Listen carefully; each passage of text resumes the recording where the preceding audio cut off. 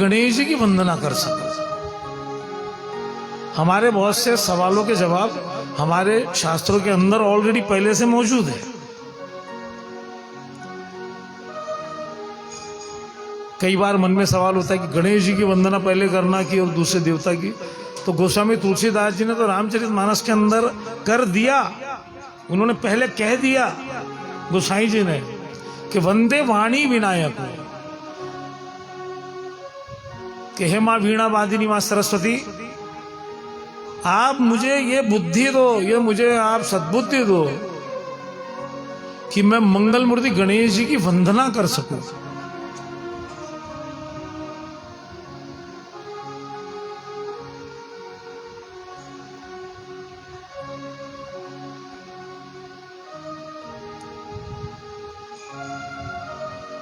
उसके बाद कहते हैं भवानी शंकरो वंदे श्रद्धा विश्वास रूपेणो याभ्याम बिना न पश्यंती सिद्धा स्वांत स्तमीश्वरम। इसका अर्थ यह है कि अगर भवानी और शंकर, यानी भवानी का नाम उन्होंने क्या कहा रामायण के अंदर? श्रद्धा। मां भवानी मां पार्वती का नाम क्या है? जोर से बोलो, श्रद्धा। और भगवान शंकर का नाम क्या है? विश्वास। भवानी शंकरो वंदे श्रद्धा विश्वास रूपेणो, कि मां आप श्रद्धा हो और आप विश्वास हो भोलेनाथ। अगर आपका भगवान के ऊपर श्रद्धा और विश्वास नहीं है और आप अगर भगवान की पूजा मात्र सिर्फ ये चेक करने के लिए करते हैं कि सवा महीने चलो इनकी भी पूजा करके देखते अपने को कुछ मिलता क्या, तो आपको जीवन में कभी कुछ मिलने वाला नहीं है। कुछ संत महात्माओं के कारण, उनके प्रयास से देश के मंदिर जगमगा गए एकदम। शिवालय तो विशेष रूप से। रोज भोलेनाथ के दरबार में दीपावली होती है हर जगह। क्यों होती है? क्यों राजेश्वर महाराज पहले नहीं थे क्या?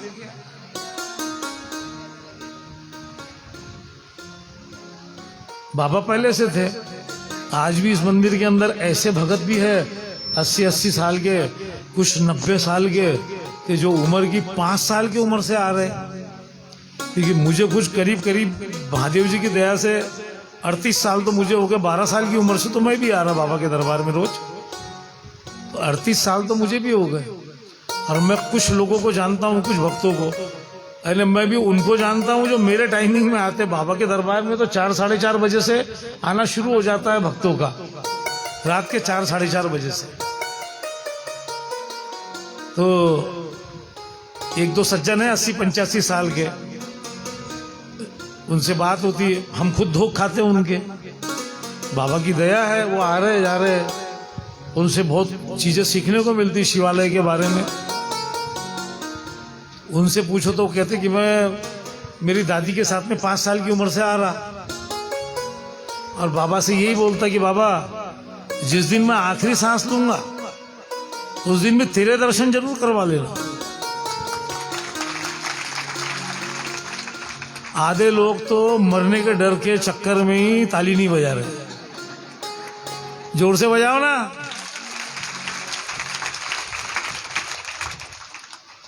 क्योंकि मैं चेहरे पढ़ते रहता, मेरी जिंदगी जा रही मंच पे। मेरे समझ में आया था कौन सी बात किसको अच्छी लग रही, किसको चुभ रही, किसको सच्चाई समझ में आ गई। बताना नहीं पड़ता, दया है, बाबा की बहुत कृपा है। मांगना है भगवान से तो वही मांगो। कल बात चल रही थी अपनी, शिव समान दाता नहीं विपत्ति निवारण हार, लज्जा मोरी राखियो शिव नंदी के असवार। नहीं विद्या नहीं बाहुबल नहीं खर्चन को दाम, मोरी लज्जा राखियो श्री राजेश्वर भगवान। अब यहाँ पे प्रार्थना में कई लोग ये भी कहते हैं कि सबकी लज्जा राखियो राजेश्वर भगवान। मोरी के अंदर आ जाता है स्वार्थ खुद का, और सबके अंदर आ जाता है परम परम हित सबका समझ लो। अब आपको जैसा कहना वैसा कर लो, मैं तो मोरीज कहता। भगवान सबका भला करे, भगवान, जोर से बोलो ना, भगवान शुरुआत हमारे से करे।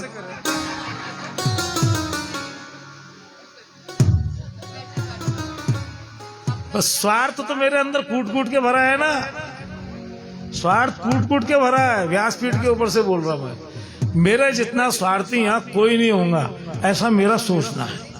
और ऐसा मैं सोचता इसलिए तो मैंने आपको बता दूं, मैंने एक डिक्लेयर कर दिया एक बार, भजन कीर्तन ये तो मेरा रोज का नित्य कर्म है। भगवान की दया से, बहुत बड़ी महादेव जी की कृपा है। जो कुछ भी आज इस लाइन में, अब इसको लाइन कीजिए क्योंकि शब्द ऐसे निकलते हैं, क्योंकि एक म्यूजिक मेरी खानदानी हॉबी है। म्यूजिक जो है मेरा हमारे घर का एक खानदानी शौक है, संगीत। मेरे काका बाबा दादा परदादा सब संगीत गाते बजाते आए, भजनों में ही थे, लेकिन कुछ मैंने उसको स्वरूप अलग दिया। और मेरे घर का एक खानदानी शौक है, तो मेरी बेटी भी संगीत में है, हमारे आने वाले कुछ घर के जो बच्चे हैं उनको भी संगीत का शौक है, तो ये विषय अलग है। लेकिन भगवान की कथा, श्रीमद् भागवत जी की कथा और शिव पुराण की, ये मेरी पहली कथा हो रही है। श्रीमद् भागवत जी की कथाएं तो कई हो गई, शिव पुराण का अध्ययन वर्षों से चल रहा था। इच्छा थी कि पितृपक्ष में हम लोग करेंगे। सरकार का आदेश ऐसा था, बेटा ये मंडप बना है, सावन का महीना चल रहा है और सावन के महीने में ही इसको सुनने का बहुत ज्यादा महत्व है।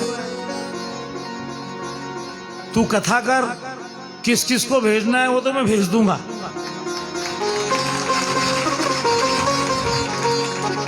और ये कथा पूरी निःशुल्क चल रही है।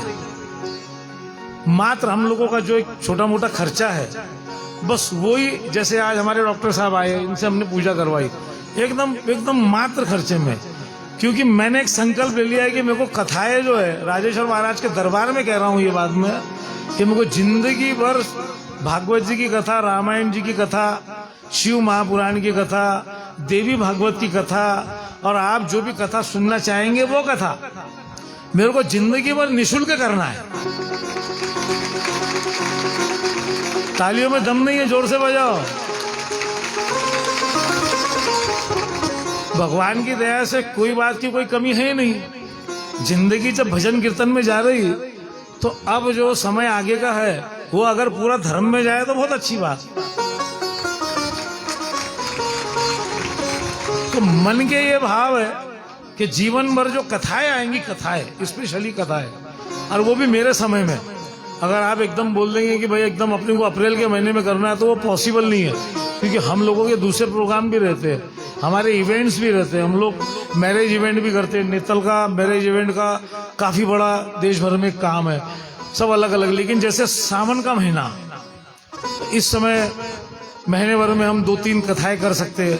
पितृपक्ष का महीना, फिर माघ मास जो दिसंबर में 18-19 तारीख से लेकर जनवरी की 15-18 तारीख तक जो है, उस समय निःशुल्क करना है। जो हमारा एक नॉमिनल खर्चा है वो, उसके अलावा आपको जो देना है वो आप इस ब्राह्मण को दे सकते हैं। बाकी मुझे चाहिए कुछ नहीं आपसे। तो भगवान की कृपा है, क्योंकि ये शिव महापुराण की कथा ये बड़ी अलौकिक है। इसके अंदर कई प्रसंग आपने ऐसे सुने जो प्रसंग आज तक आपको कथाओं के माध्यम से सुनने को नहीं मिले। एक बात आपको और बता दूं कि हम माँ जगदम्बा, माँ भगवती, माँ सती के प्रागट्य करने से पहले एक प्रागट्य हम जो है भगवान के रुद्र स्वरूप का करेंगे। तो श्री बांके बिहारी लाल।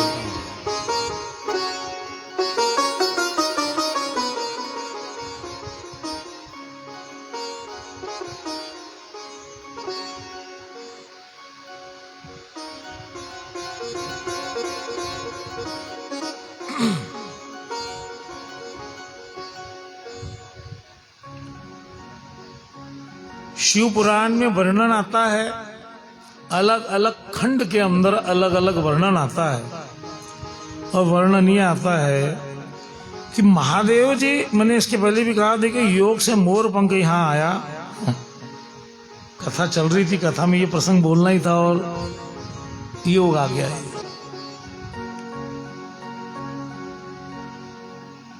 तो भोलेनाथ जब हम देखते हैं, समाधिस्थ महादेव जी को जब देखते हैं तो भोलेनाथ किसके नाम का सुमिरन करते हैं? राम नाम का। अब मन में ये बात आती है कि राम नाम का सुमिरन क्यों करते हैं। आज की कथा में ये भी आपको पता चल जाएगा कि भगवान महादेव राम के कितने बड़े भक्त हैं। जय भोलेनाथ।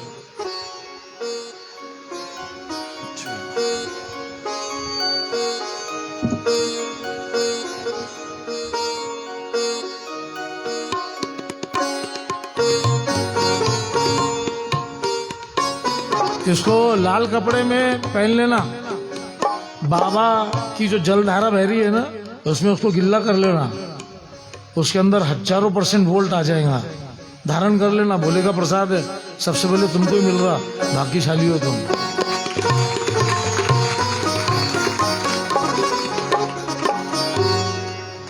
तो महादेव जी किसके नाम का सुमिरन करते हैं? राम के नाम का। और ध्यान किसका लगाते हैं? बोलो ना जरा पीछे वाले भी।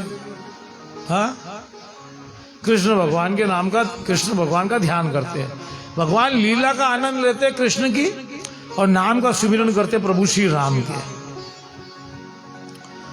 तो राम का सुमिरन तो चल ही रहा है। भगवान श्री कृष्ण की मोर छड़ी मोर पांख भी यहां आ गई है। बोल श्री बांके बिहारी लाल की।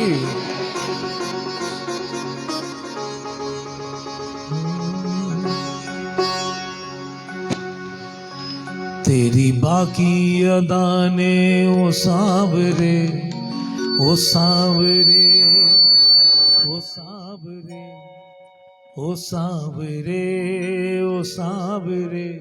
वृंदावन कौन कौन गया? बहुत ही कम हाथ उठते हो एकदम। फिर तुम लोग गए कहां पे कि बस रोटी बनाने में जिंदगी निकल गई तुम्हारी? हाँ, समझ में नहीं आता। जाते कहां तुम लोग? राजेश्वर तो पूरा ब्रह्मांड है, यहाँ आने के बाद तो कहीं जाने की जरूरत ही नहीं है, पक्की बात है। लेकिन ये महाराज भी जिसका ध्यान करते हैं उसकी नगरी एक बार देख के तो आओ, ये बोलना है। तेरी बाकी अदाने ओ सावरे, मुझे तेरा दीवाना बना दिया, मुझे तेरा दीवाना बना दिया, मुझे तेरा दीवाना बना दिया, मुझे तेरा दीवाना बना दिया। तेरी बाकी अदाने ओ सावरे, तेरी बाकी अदाने ओ सावरे, मुझे तेरा दीवाना बना दिया, मुझे तेरा दीवाना बना दिया। तेरा टेढ़ा मुकुट तेरी टेढ़ी छटा, तेरा टेढ़ा मुकुट तेरी टेढ़ी छटा, ओ तेरा बांका मुकुट तेरी बाकी छटा, तेरा बांका मुकुट तेरी बाकी छटा। मुझे तेरा दीवाना बना दिया, मुझे तेरा दीवाना बना दिया, मुझे तेरा दीवाना बना दिया, मुझे तेरा दीवाना बना दिया। बोलो श्री बांके बिहारी लाल की जय। देखो, हमने कल परसों बात करी कि भगवान की कथा शिव महापुराण की रहो या भागवत जी की रहो, कई लोग तैयार भी हो गए थे रामेश्वरम में कथा के लिए, हो गए थे ना कई लोग। अगर ठाकुर जी ने चाहा तो वृंदावन में भी एक कथा करेंगे अपन, और बिल्कुल ही बस जाने आने में जो जितना लगता है वो हिसाब से, जो ठाकुर जी की इच्छा। भगवान शिव ने, भगवान रुद्र ने, बाबा समाधिस्थ रहते हैं। यहां हम लोग कथा कर रहे हैं, राजेश्वर महाराज की जलारी यहां से मुझे दिख रही है। बाबा को हर क्षण में प्रणाम करता हूं और एक बाबा से हर क्षण ये क्षमा याचना भी मांगता हूं, क्योंकि शिवालय का नियम है, शिवालय का नियम है मौन। वहां किसी की आवाज नहीं होना चाहिए। आवाज करने वाला तो एक ही है बाबा। यहां तो चुपचाप आओ, चुपचाप जल चढ़ाओ, सेवा पूजा करो, बनती कोशिश ऊंची आवाज में बात मत करो। शिवालय के अंदर ऊंची आवाज में बात ही नहीं होना चाहिए।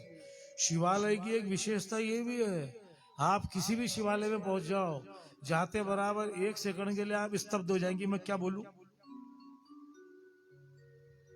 क्योंकि बाबा एक और रूप अनेक। कहीं शिवलिंग छोटी है, कहीं बड़ी है, कहीं नर्मदेश्वर महादेव है, कहीं गंगेश्वर है, कहीं स्वयंभू है, कभी कहाँ कौन सी है, लेकिन एक बार आप स्तब्ध हो जाएंगे। वहां आपकी पूजन सामग्री आप जो भी लेके जा रहे हैं ठीक है, लेकिन आप एक बार चुप हो जाएंगे, उसके बाद फिर आप आपकी पूजा शुरू करेंगे। क्योंकि आप जिस शिवालय में नित्य सेवा करते हैं, जो शिवालय का स्वरूप आपका है वो आकार, और जहां आप पूजा करने पहुंच गए वो आकार है तो एक जैसा, लेकिन दोनों में भेद रहता है, क्योंकि बाबा का वो स्वरूप अलग रहता है। बाबा ने वो स्वरूप धारण करके रखा। भैया अभी आप एकदम शांत बैठे रहना, क्योंकि मैं क्या थोड़ा कमजोर दिमाग का हूं कि बातचीत करते दिखा मैं कथा भूल जाता, फिर पहले दिन से वापस शुरू करूंगा। प्रॉब्लम है, मेरी तकलीफ है ना, आपकी थोड़ी है। तो पर लाखों साल समाधिस्थ रहे बाबा।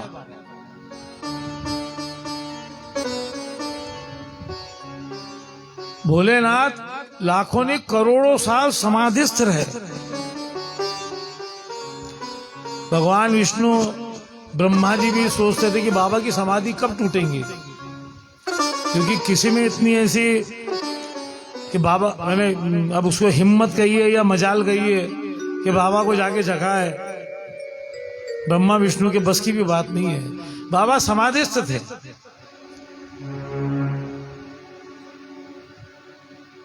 करीब लाखों साल बाद में जब भोलेनाथ की समाधि टूटी, बाबा ने अपना ध्यान खोला, अपनी नेत्र खोले, तो कैलाश पे जो बर्फ की ठंडी ठंडी हवाएं जो थी वो जैसे ही बाबा के आंखों को लगी, तो बाबा के आंखों से, जिसे हम कहेंगे अश्रु, 2 बूंद जल बाबा के ठंडी हवा लगने के कारण, क्योंकि समाधि में बाबा की पूरी जो शरीर था उसमें ताप बढ़ गया था, तापमान पैदा हो गया था।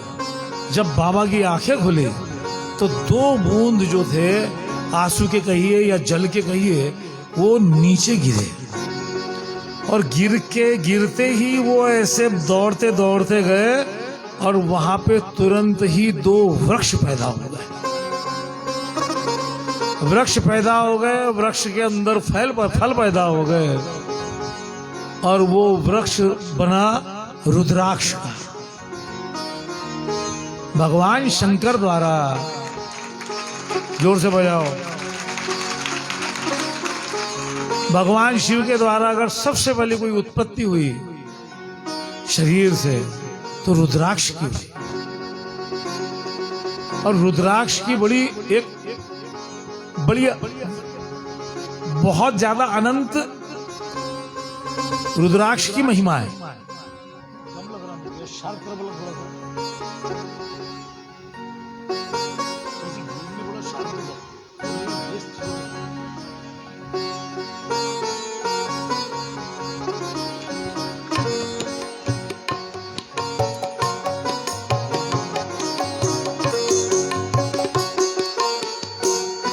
रुद्राक्ष ये बात ऐसी होना।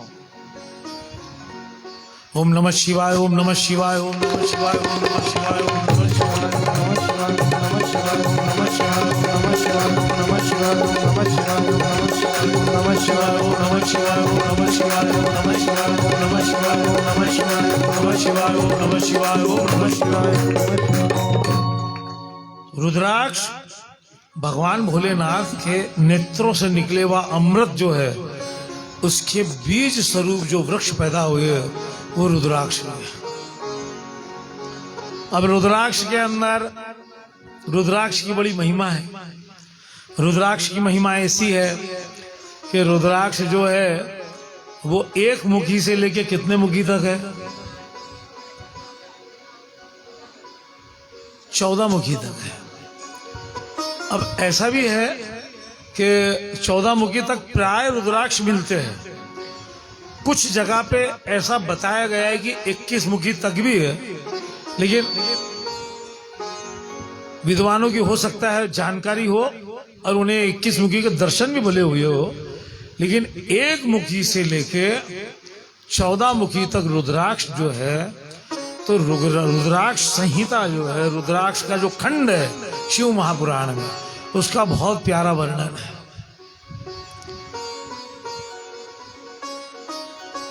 एक मुखी रुद्राक्ष को साक्षात भगवान शंकर का स्वरूप कहा गया है। बाबा उसमें विराजमान रहते हैं। एवं एक मुखी रुद्राक्ष जो है वो साक्षात लक्ष्मी का स्वरूप है। लक्ष्मी ने अपना निवास एक मुखी रुद्राक्ष के अंदर किया है। उसी तरह दो मुखी रुद्राक्ष, तो दो मुखी रुद्राक्ष की महिमा अलग है, 3 मुखी रुद्राक्ष की महिमा अलग है, 4 मुखी की अलग है, और 100 में 90% जो रुद्राक्ष मिलता है वो 5 मुखी मिलता है। सबसे ज्यादा 100 में 90% रुद्राक्ष की जो उत्पत्ति है वो पंचमुखी की है, और पंचमुखी रुद्राक्ष जो है उसमें सभी का वास है। वो एक एंटीबायोटिक है, समझ के चलो आप।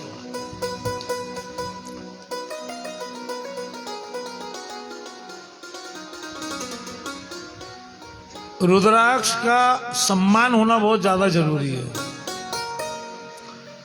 अब रुद्राक्ष को जो सिद्ध करने की विधि या जो बताई जाती है, तो बहुत ज्यादा रुद्राक्ष को सिद्ध करने की कोई विधि नहीं है। वो तो बीज है भगवान शंकर का।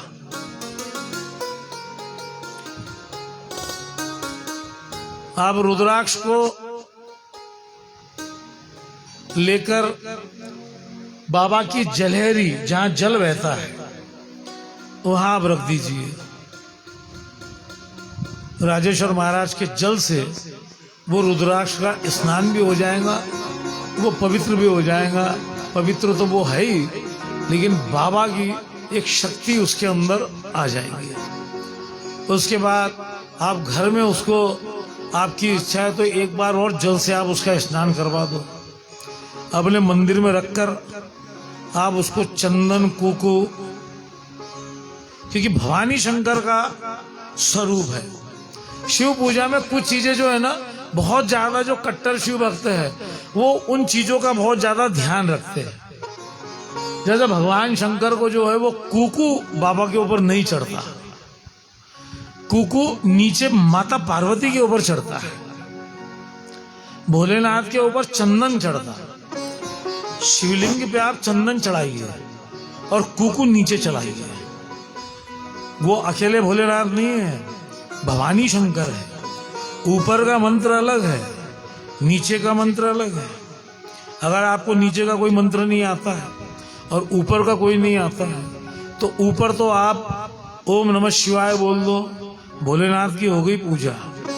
और नीचे का माता रानी का जो मंत्र है, तो जनरली सबको सर्व मंगल मांगल्ये शिवे सर्वार्थ साधिके शरणे त्र्यंबके गौरी नारायणी नमोस्तुते। माता रानी का आप यह मंत्र बोल दीजिए। माना बुला लो ऊपर, बुला लो। तो ये माता रानी का मंत्र है। या फिर जयंती मंगला काली भद्रकाली कपालिनी दुर्गा क्षमा शिवा धात्री स्वाहा स्वधा नमोस्तुते। लगभग सबको ही आते हैं, छोटे छोटे मंत्र हैं। और अगर मंत्र नहीं आता है तो वो जगदम्बे मात की, तो उसके लिए मेरे पास लाने की या कोई पंडित के पास जाने की आपको जरूरत नहीं है। रुद्राक्ष की पूजन हो गया तो सिद्ध शब्द जो है, ये सिद्ध शब्द अलग है।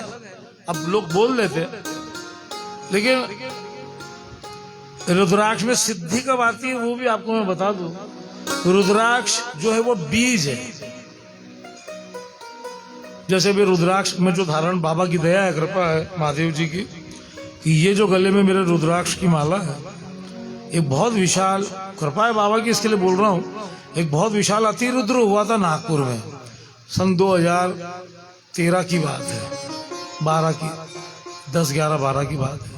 तो महादेव जी का अतिरुद्र हुआ था। और अतिरुद्र जो दो तरह से होते हैं, एक तो जलात्मक होता है, दूसरा हवनात्मक होता है। भगवान की पूजा दो तरह से होती है। कल भी हमने पांडवों का जो प्रसंग सुना कि उन्होंने बहुत बड़ा यज्ञ करवाया, तो हवनात्मक करवाया, उसकी पूर्णाहुति कैसे हुई? भंडारे से। और एक ने नहीं खाया, उसके कारण वो घंटा नहीं बजा। और द्रौपदी का सत देखिए आप, ये द्रौपदी के सत के कारण वो उनका यज्ञ पूर्ण हुआ। तो भोलेनाथ का जो अतिरुद्र है, उसके बारे में ये कहा जाता है कि अतिरुद्र करना देव दुर्लभ है। क्या दुर्लभ है? देवताओं को भी अगर अतिरुद्र अगर करना है महादेव जी का, तो सोचना पड़ता, और उसकी तैयारी कोई 6-8 महीने में नहीं होती, कम से कम 1.5 से 2 साल पहले उसकी तैयारी होती है। उसकी शुरुआत तो यहाँ से होती है। आ जाइए, आगे भी जगह है, आ जाइए आप लोग, कोई प्रॉब्लम नहीं।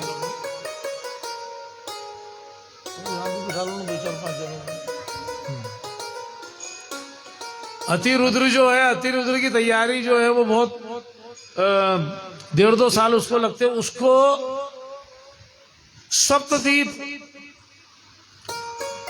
यानी जो पूरी पृथ्वी है, पृथ्वी में जितने द्वीप है उतने द्वीप की मिट्टी लाना पड़ता है। पहली बात तो ये,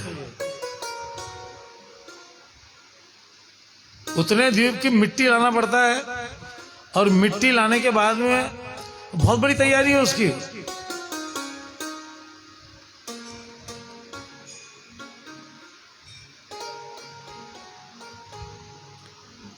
तो भोलेनाथ का अतिरुद्र हुआ था।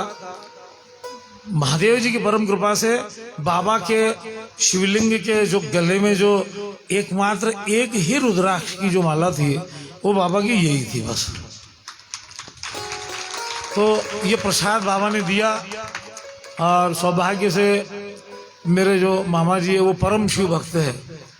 और आज विश्व के अंदर रुद्राक्ष की महिमा, यह रुद्राक्ष क्या है, रुद्राक्ष के क्या फल है, रुद्राक्ष कितने प्रकार के होते हैं, ये जानकारी जो उनके पास है वो आज देश दुनिया में किसी के पास नहीं है।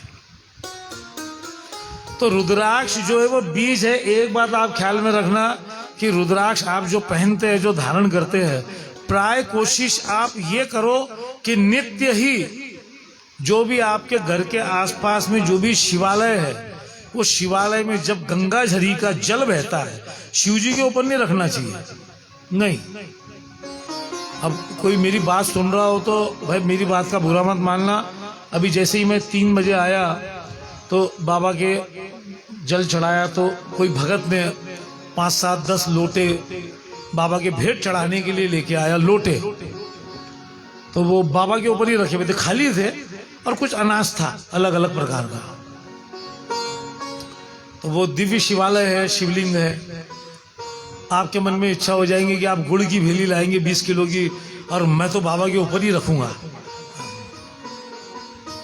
ऐसा मत करो, आपके भाव होना चाहिए। वही बात की पेड़ा लाए, नंदी बाबा नहीं खाता जब तक मैं हटता ही नहीं वहां से। नंदी बाबा नहीं खाने वाला, वो रस लेते, भगवान रस लेते। ये आपने जो भावना से शिव महापुराण के ऊपर सेब चढ़ा दिया, सोने का भी सेब रखेंगे तो महादेव जी बाहर निकल के खाने वाले हैं। भगवान ने उसका रस ले लिया, आपके भाव का रस ले लिया। हो सकता है कुछ नवे लोग हो कि जो हमने कहा था कि भगवान 56 भोग खाते, के 56 भोग भगवान खाते ना, बिल्कुल खाते। वही मैंने उदाहरण दिया था, फिर बाबा की आज्ञा से फिर फूल लेके मैं उदाहरण दूंगा। ये शिव महापुराण पे फूल कोई भगत ने चढ़ाया, ये फूल का आप वजन कर लीजिए कांटे पे, जो भी छोटा मोटा कांटा है जिसमें तोला मासा आता है, सोने का कांटा तोला मासा, आप वजन कर लीजिए। एक बार नहीं 500 बार सूंघिए और बाद में वापस वजन कीजिए, वजन क्या आएगा? वही आएगा। अरे खुशबू तो ले लिए। तो ये भगवान को जो पुष्प चढ़ रहे हैं, भगवान सुगंध ले रहा है, जो भोग चढ़ रहे हैं भगवान उसका रस ले रहा है। आप सोचते हैं कि बस नहीं, आज तो मैंने काजू कतली लाया, बाबा बाहर निकल के खाना पड़ता, ऐसा होने वाला नहीं है। तो भगवान के ऊपर प्राय कोशिश ये करो कि शिव जी के ऊपर जो चीज चढ़ाई जाती है वो ही चढ़ाओ। मेरा नहीं, आशु मेरा नहीं है, बंद करके देखिए मत, थोड़ा तेरा माइक क्रॉस करो, थोड़ा देख लो। हाँ ठीक है। हाँ। तो शिव जी के ऊपर प्राय ये कोशिश कीजिए आप कि बाबा के ऊपर वो चीज ही चढ़ाओ जो बाबा पे चढ़ती है। जय बोलना। अब बात चल रही है तो देखो, बात चल रही है तो बात निकलना चाहिए, क्योंकि ये बाबा बात निकलवा रहे हैं और बरसों से ये चीज देखते हैं, टोकते भी हैं हम।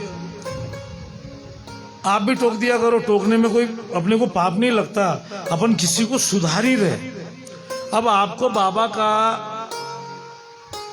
बाबा के शिवलिंग का जल लगाना है, तो आप कैसे जल लगाएंगे?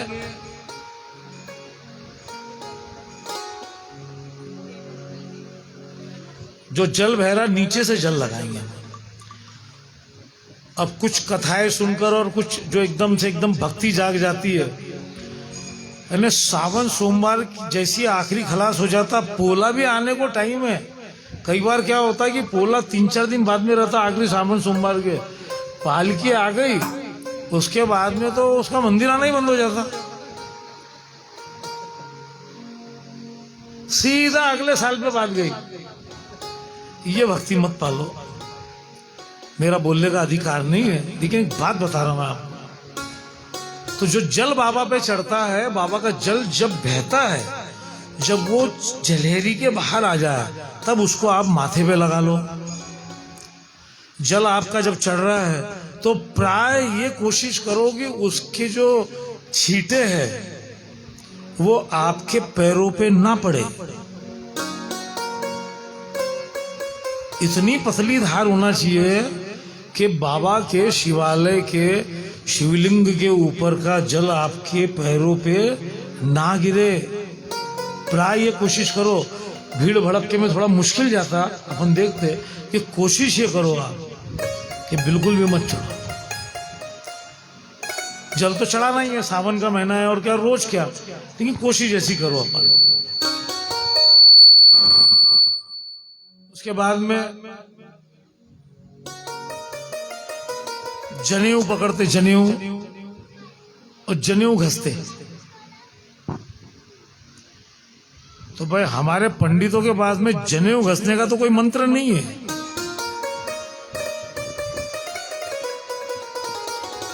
अगर कोई घसता रहा, मातृ शक्ति ज्यादा बैठी है, माताएं बहनें ज्यादा बैठी है, तो आप लोगों से निवेदन है, कोई अगर घसता रहा तो उसको प्रेम से अपन ने बोल देना कि बेटा इसको घसते नहीं, या भाई जनेऊ को स्पर्श।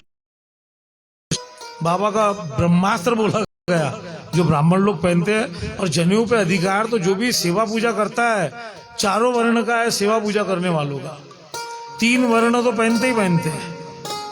क्योंकि उसमें कुछ बंधन है, उसमें कुछ नियम है। तो जनेऊ को कि उसमें भूल जाता है और बिल्कुल वो वहीं हाथ लगाता है, ओम नमः शिवाय। अरे मेरे पिताजी, वो जल को पहले भोलेनाथ के ऊपर तो गिरने दे, फिर उसको बहने दे, उसको वहां तक आने दे, और उसके बाद में उसको सर पे लगा। अब हमारे जैसे, जो मैं आपको मेरी स्थिति बता रहा, 1-8 घंटा रोज लगता, पूरे गांव को मालूम है बात, क्योंकि हमारी तो रोटी है बाबा चला रहा, तो हम तो यहीं पड़े रहते, और जो यहाँ मिलता वो कहीं नहीं मिलता। तो बाबा ने तो एक प्रकार का ये चीजों का चौकीदार बना के रखे हुआ है मेरे को। वो चक्कर में क्या होता है कि जब मैं देखता तो देखते देखते मैं मेरा पाठ भूल जाता, मेरा लोटा रोक देता, उसको बोलता, ज्ञान देना शुरू कर देता मैं। अब कई बार हो सकता है कि मैं उसके मन में होता हूँ कि भैया तू तेरा काम करना यार, लेकिन वो ये बाबा खलबली मचा देता। अब करना क्या, नहीं बोलेंगे तो मालूम कैसा बटेगा उसको। 5 नारियल लाके सीधे शिवलिंग के ऊपर, सोचो, विचार करो जरा, विचार करो। दिव्य शिवलिंग है, न जाने कब की है बाबा की, हम अंदाज नहीं लगा सकते। राजेश्वर महाराज की महिमा अगर गाने बैठे, बाबा की बहुत कृपा है, बहुत विद्वानों से, बड़े बड़े अच्छी उम्र वालों के पास बहुत बैठा, मैं अभी भी बैठते रहते, और बहुत बहुत बाबा की कृपा से इस शिवालय के बारे में बाबा ने बहुत अनेकों कथाएं सुना के रखी है। बड़ा बताना कठिन है कि बाबा का ये शिवालय कब का है। जूना मंदिर आप लोगों को मालूम है सबको, राजेश्वर महाराज का जूना मंदिर किस किस को मालूम है? सबको ही मालूम होगा ना। जूना मंदिर में आए नहीं क्या आप लोग? पहले आए ना, हाथ तो उठाओ फिर एक बार। तो आपको एक रहस्य मालूम नहीं होगा फिर उस समय, जब ये बाबा का ये नया मंदिर नहीं, तब मेरे ख्याल से 22-25 साल हो गए इसको बने। जो जूना मंदिर, जो छोटा मंदिर, छोटा सा गेट था, जो जब बाबा के आदेश से उसको बड़ा किया गया, तो जब बाहर का सब तोड़ा गया और जब गर्भगृह की बात आई, तो मंदिर के अंदर मंदिर निकला, एक हेमाड़पंथी मंदिर।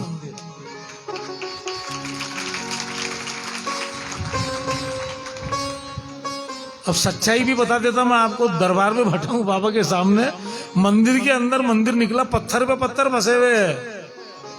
हम कुछ लोग ही थे उस दिन रात को यहाँ, सब नहीं थे। ताला वाला लगा के रखे थे, समझ लो आप। मंदिर के अंदर मंदिर निकला। अगर पुरातत्व विभाग वाले अगर देख लेते तो फिर तो मुश्किल ही काम था, लेकिन बाबा का यह आदेश था कि मेरे पास में 8 लोग भी खड़े नहीं रह सकते और मुझे 30 लोगों को खड़े रखना है। बहुत कठिन काम था। तो बाबा का आदेश से फिर वो, और वो जीर्ण शीर्ण अवस्था में था, उसकी अवस्था भी जो थी वो ऐसी थी कि बाबा का ही आदेश था कि भाई इसको हटाना पड़ता, नया बनाना पड़ता।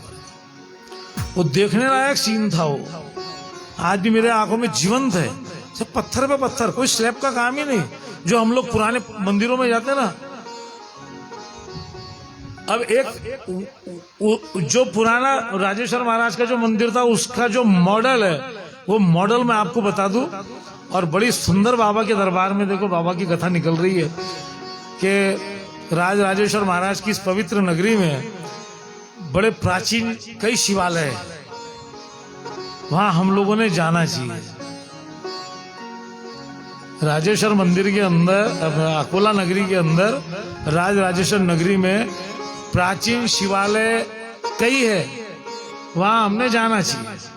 प्रधान तो सरकार है, मुख्य तो बाबा है, लेकिन बाबा ने भी ऐसी व्यवस्था कर रखी है, क्योंकि भाई बुढ़ापा सबका आता है। अब कोई राजेश्वर आने वाला, समझ लो, ये कल्पना करो आप, ये कल्पना वाली भक्ति है। भक्ति जो है वो कल्पना पे आधारित है, श्रद्धा विश्वास पे आधारित है कि वृद्धावस्था आ जाए और अपन 100 कदम भी नहीं चल सकते, तो घर के बाजू में मंदिर बनाना पड़ता, क्योंकि जिंदगी जो है बिना भगवान की सेवा पूजा के तो नहीं निकल सकती। तो आदि काल के, अब उसके इतिहास तो बिल्कुल भी नहीं मालूम है, लेकिन आदि काल के शिवालय राजेश्वर महाराज के इस पवित्र शिवलिंग से मात्र 100 मीटर के अंदर 3 शिवालय और है। एकदम लक्के बाजू की गली में शीतला माता मंदिर के बाजू में नटेश्वर महादेव,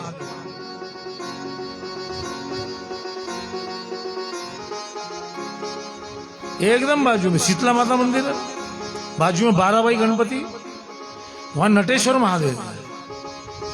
कोई हिसाब नहीं है कब से है, तो अति प्राचीन मंदिर, नया बन गया, अति प्राचीन नटेश्वर महादेव है। उनकी जो सेवा पूजा भगत करते हैं उनको भी बाबा का साक्षात्कार मिलता है। प्राय जब भी बजाओ बजाओ ताली बजाओ, प्राय जब भी बाबा का आदेश होता है मैं दर्शन करने बिल्कुल जाता हूं। ये तो बाबा को बुलवाना है, जो बाबा ये बातें सब निकल रही है। नटेश्वर महादेव की शिवालय के बाजू की गली में माणकेश्वर महादेव, बहुत पुराने शिवालय, बहुत पुराना है, अत्यंत पुराना, बाबा के काल के शिवालय। कोशिश करना दर्शन करना। बाबा प्रधान है, लेकिन जो जूना शहर है ये हर तरफ से शिवालयों से घिरा हुआ है। तो नटेश्वर महादेव और माणकेश्वर महादेव, थोड़ा सा आगे जाओ तो जागेश्वर महादेव, और जागेश्वर महादेव के अंदर तो एक विशेषता यह है कि जागेश्वर भी है और जागेश्वरी भी है। वहां पे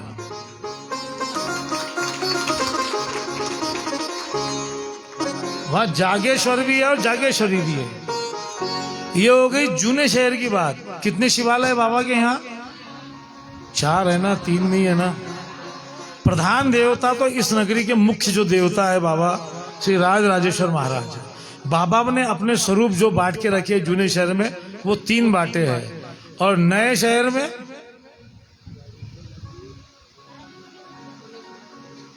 नदी के उधर खोलेश्वर महादेव। अगर कभी गए नहीं हो तो ये सावन के जितने दिन बाकी है ना, उतने दिन एक नियम बना लो, बहुत नजदीक है, कोई ऑटो करके जाने की जरूरत नहीं है। खोलेश्वर जो नहीं गया है वो अपना हाथ ऊपर करे, जो नहीं गया है उठाओ हाथ, फटाफट उठाओ हाथ। जो खोलेश्वर मंदिर नहीं गया जो उठाओ हाथ। जो खोलेश्वर मंदिर नहीं गया हाथ उठाना। खोलेश्वर मंदिर जाओ, 15 सीढ़ी नीचे उतरना पड़ता, और उसके बाद में महादेव जी है वहां। और उस खोलेश्वर मंदिर के अंदर बरसों पहले, वो साल का इतिहास तो मैं बता नहीं सकता, बरसों पहले ऐसा कहिए कि आप कई अति रुद्र वहां हुए हुए हैं, क्योंकि खोलेश्वर जो था वो पूरा ब्राह्मणों का मोहल्ला है पहले से। गांव के नामी गिरामी पंडित एक जमाने में वहां रहते थे, आज भी रहते हैं सारे विद्वान। तो खोलेश्वर के अंदर अति रुद्र हुए हुए कई बाबा के।